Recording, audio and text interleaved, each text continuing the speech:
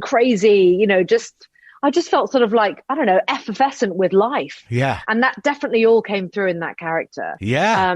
But I do feel like, yeah, these women sort of, they definitely sort of move through me in some way. Some of them are harder, to get rid of than others if Like I've been which really ones? immersed in them. Well, it was quite hard to get rid of Mary Anning, actually, I'll be honest, just because it was quite an immersive experience. She's just so different to me. How she physically moves is totally different to me. So reining in my own quite busy energy and finding that sort of stillness and precision to her was something that, I couldn't just sort of do it on the day.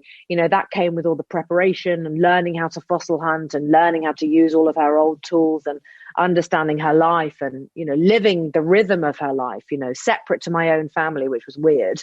Right. So those were your decisions, about how she moved. Like they were conscious that, that you had to shut these things off in yourself in order to find her. Yeah. And it was very weird. And there were days when I would think, well, I'm sure I didn't do anything that was any good today. I'd go home and think, well, people might watch this film and just think, well, Kate Winslet's just not even doing anything, because I felt like I was being so different to my true self. Oh, it was heavy. It was so heavy. It certainly didn't read like you weren't doing anything. It was sort of like, it's the heavy energy, that sort of like bolted pack horse energy that she has, that was quite hard to create every day. I sort of had to do lots of dancing at the end of the shoot. I just sort of and then crazy dancing in the kitchen to get rid of it. But when you were in it, what did you have to focus on in order to get there? Like her tools, the chair. I mean, I had her. Yeah, so I worked with all of those old tools. I really did learn enough to be able to fossil find myself. I actually found a piece of an ichthyosaur skull myself and was able to identify that was what it was, and the part of the skull that it was actually a bit of an eye socket. And I was very proud of that. And I found a lot of ammonites. So I was very proud of those too, which I have. New hobby. All of them. It was a little bit. I did get a little bit. I can't walk on a beach now without immediately scouring amongst the stones, even if I know there's going to be nothing there because it's the wrong part of the country. It's just become automatic. But it was a wonderful thing to do, actually, to really explore what is beneath your feet on some of those beaches. And by the way, we filmed on the beaches where Mary would have worked.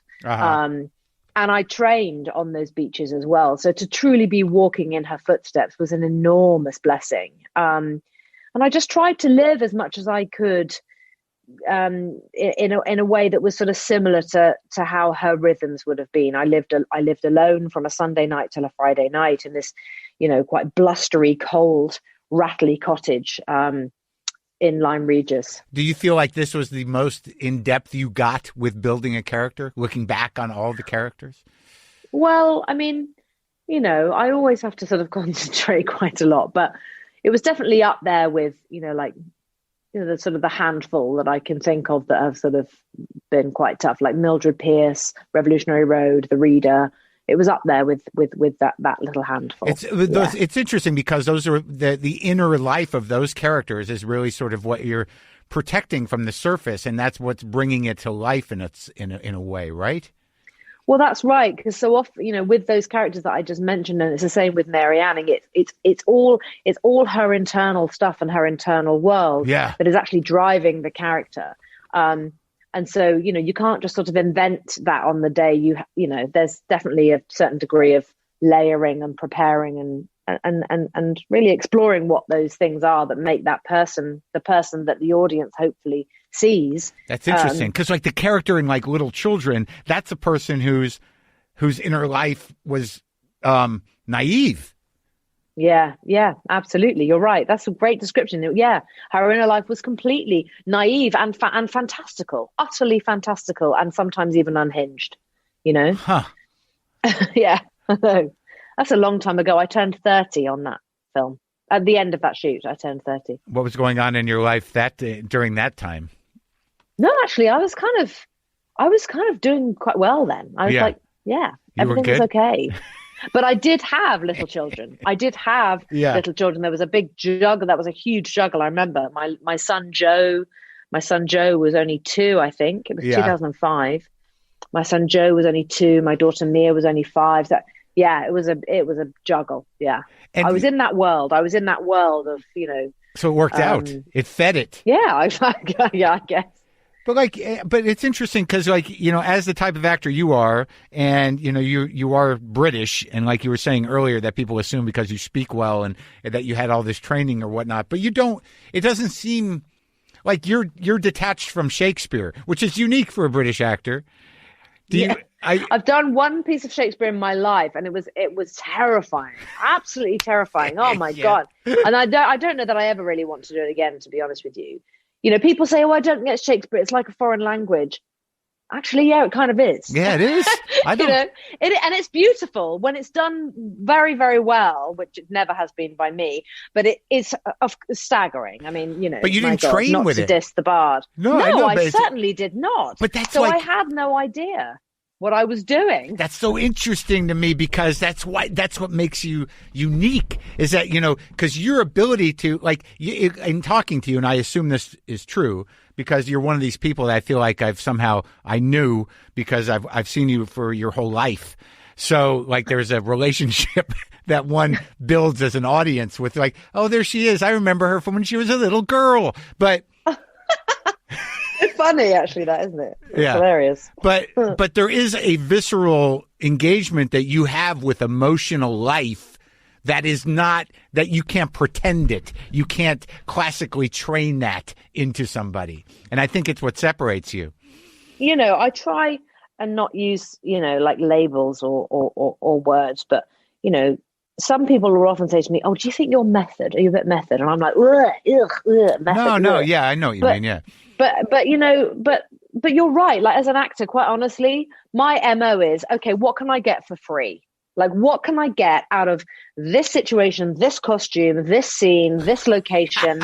Yeah. What can I get for free? And with Mary Anning, I had to take as much as I could because it's a character who existed in 1840, right. And sometimes you can draw parallels to your own life or bits of your past life, and sometimes you just can't. That's and with Mary, I couldn't. I had to fully invent the lot of it. So getting for free is, you mean by this, and I only know this because of doing a little acting myself, is that, you're on the set, you're wearing the hat, you're wearing the clothes, you've got, and it's sort of this is all part of the work. Yeah, I'm not doing it, but it's making my job easier. And if I can live in this, then we'll pull this off. Yeah, but it can also be, you've woken up that morning, you didn't sleep too well, you have 3 cups of coffee and then you feel like crap and you're walking onto the set and you're in that costume and you're doing that. Well, you have not set yourself up too well for that day. Right. So you better damn well use what you've done to yourself to get through the day. And sometimes that can also be quite useful. Or it can just be, you might have had a phone call on the way to work that just didn't go quite according to plan, or I wasn't able to fully complete, and it's left me feeling somewhat frustrated. Well, that will end up going into that character for that day in some form, Yeah. It just, sometimes that does just happen, frustrating things will throw you, and you rather than go, "Oh, I can't do it because that happened," you have to say, well, actually, maybe I can do it because that happened. Okay, what can I use for free from that thing? I see. Okay, right. So I just try and do that. Well, so the trick then is really just how do I get present with where I'm at now and service this character, as opposed to pretend or act in a way. That's right. And so with Mary Anning, I would absolutely not use my phone until the end of each day. I wouldn't even switch it on, because then I would be too engaged with the sort of the busyness of iPhone and contemporary world of it all. And I wouldn't do that. I would drive myself to work. I would stay in my own headspace. I sort of created this sort of bunker for Mary and me to kind of exist in, which was quite weird and a bit hard. And, it was definitely an experience, that was a bit unusual in terms of, being a bit emotionally absent from my own little family. I was very much somewhere else, and just not particularly available. That's good though. Monday till Friday. It was good, but it was hard. I mean, I'm not going to lie. It was hard. But luckily I've got an utterly amazing husband who can do everything in my absence. Thank God. What does he do? What does your husband He looks after us all. do? Okay, good. Yeah, Good. he's just wonderful. I've Yeah, just been he's told amazing. that we have to wrap it up. Okay. But this was great. It was great talking to you. Great talking to you too. Thank you. That's really great. Love that. And I love the movie, and I love I love all the work. I'm a big fan, and good luck with everything, and promoting this thing because I think it you. should be seen. Thank you very much. Yeah. Well, hopefully. Okay. Take care. Take care. Bye. Thank you. Bye.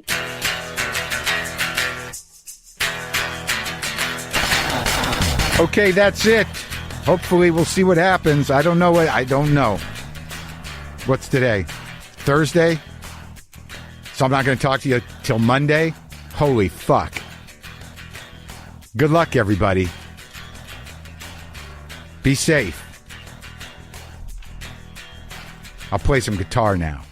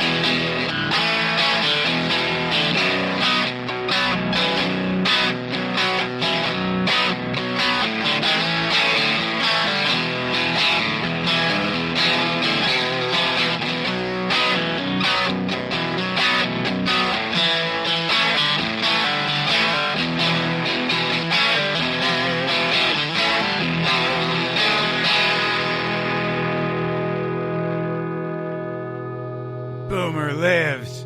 Monkey, La Fonda. Cat angels everywhere.